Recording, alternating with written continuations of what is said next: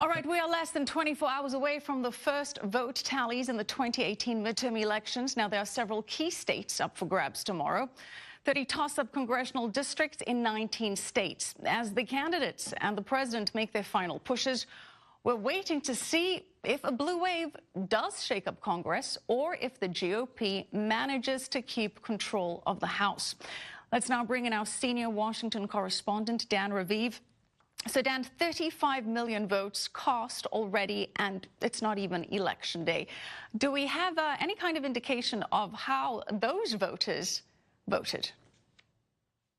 First, let's clarify, Michelle, 35 million is a lot more than the early voting of 4 years ago. In those midterm elections of 2014, as of the day before Election Day, fewer than 20 million had voted. This time, 35 million. So let's try to analyze. Are they Republicans, Democrats? Or who seems to be helped by this? It turns out it's split right down the middle. 42% of them are registered Republicans. 41% registered Democrats. The other 17% are independents. Now, this is the way the Democratic Party leadership is thinking. They assume that Dems are voting for Dems, but Repubs, Republicans, they think that some Repubs might not like President Trump, so might not vote for the Repubs. It could be wishful thinking by the Democrats, but they think that the big numbers are good for them. Michelle?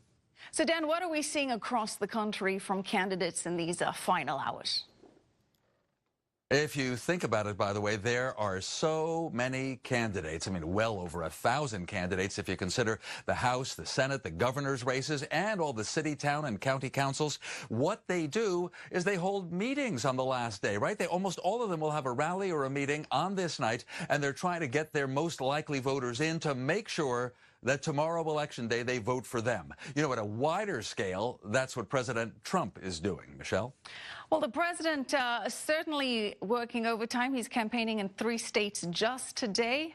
What are your impressions? I'm sorry I've lost your audio, but I'm going to answer the question you probably were going to ask about President Trump. On this day, he has gone to 3 states. Right now, in fact, he's at a rally in Fort Wayne, Indiana, Ohio, Indiana, then Missouri, and he's really trying to seal the deal for his party. He's been telling the crowds that he, in a sense, is on the ballot. He wants it to be a referendum on him.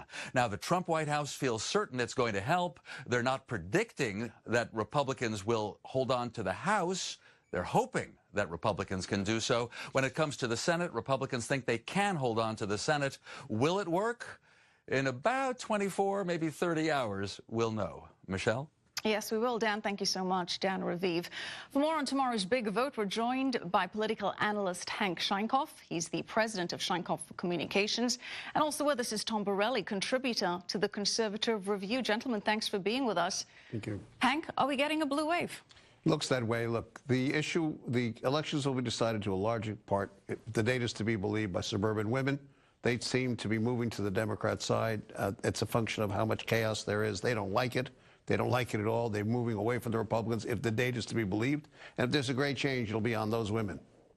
Tom, traditionally, the sitting president's party loses seats in the House every midterm, 33 out of 35 midterms.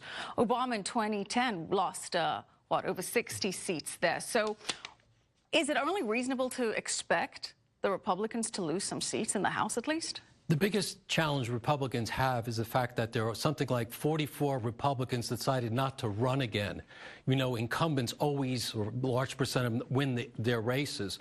So that's the bad news for Republicans. But the good news for Republicans is the fact that President Trump has 90% Republican support, and the early voting in 7 or 8 states where key Senate states, Republicans are turning out more than Democrats. So there's some really good signs for the Republican Party. Hank, the Republicans and the president have been pushing the line, jobs, not mobs, and certainly the economy has been fantastic under the Trump administration. Do you think that that's going to resonate? No. Jobs, not mobs is great. I mean, if you were focusing on the economy alone, that would be great, and that's where they ought to be. But they're not doing that. What they're trying to do is to create a social revolution that doesn't exist. Serious problem. And the fact that 44 people chose not to run for re-election is not about their choice. It's about wondering whether they could be re-elected. That talks about the state of republicanism in this country in the first place. So that's not a real number. That's about people who didn't want to run because they didn't want to lose. Tom, the economy is roaring, GDP at 3.5%, unemployment the lowest in 50 years, wages up at an almost 10-year high, consumer confidence 18-year high. That's the good news. But the bad news is when the economy does well, traditionally voters care less about it. It doesn't rank as important to them when things are going well. Could this then benefit the Democrats?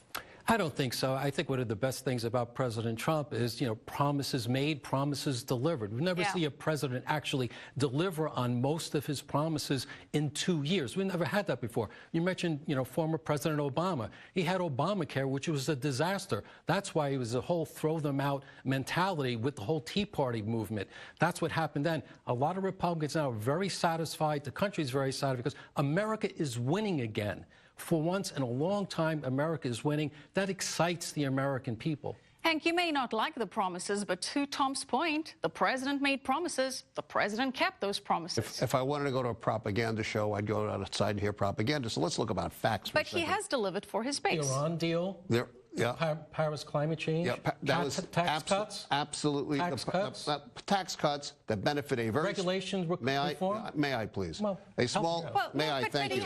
A small portion of the electorate will benefit from those tax changes. Most people will not. Number one, it's great for the rich and great for real estate investors like down the block here in New York, but not good for the average guy. Number one. Number two, the Paris climate change agreement is a disaster. That's a separate agreement, whether it's good for the average taxpayer or not, because they have seen an increase in wages and they have had their taxes cut. That's the data. Those are the numbers. Those are the cold, hard facts. And the president has delivered. So is this enough to get his base going, or could it be a negative in the fact that they may be a little bit laid back, thinking that most of the things that they've wanted the president to do, he's already accomplished? It's not the question. If you look at the rallies, Trump has always done very well out on the road in rallies. Katie Tur, in her book and her reportage, talked about that very clearly and documented it well. That's not the question. The question is, do people like the chaos? And if they don't like the chaos, and Americans have historically not liked chaos, they're going to do what they want to do, which is to come out and vote against the Republicans, or against their representatives. That's what this is about. And frankly, if you look at the numbers around the country, there are seats at risk in places that they ought to be at risk. The question is the intensity of that risk. Right. That we haven't seen in some time. Tom, speaking of chaos, certainly chaos during the Kavanaugh hearing, and buried in the midterm push is a report released by the Senate Judiciary Committee showing that there was no evidence to substantiate any of the claims breaking down Ford's polygraph test questions, showing that there were only two regarding her written statement. Did she prepare it and does she stand by it, and so forth. But the bigger picture with this Kavanaugh issue was that it was supposed to energize the base on both sides. That was certainly the narrative during the hearings. Is the anger still there from Republicans, or has it kind of faded away now that he's been confirmed? I don't think so. I think that was really a turning point in the election. I think that really woke up a lot of Republicans and independents as well, what the Democrats will do with power. We saw that kind of mob rule mentality that would really kind of frighten middle voters. And I think that's a really important fact.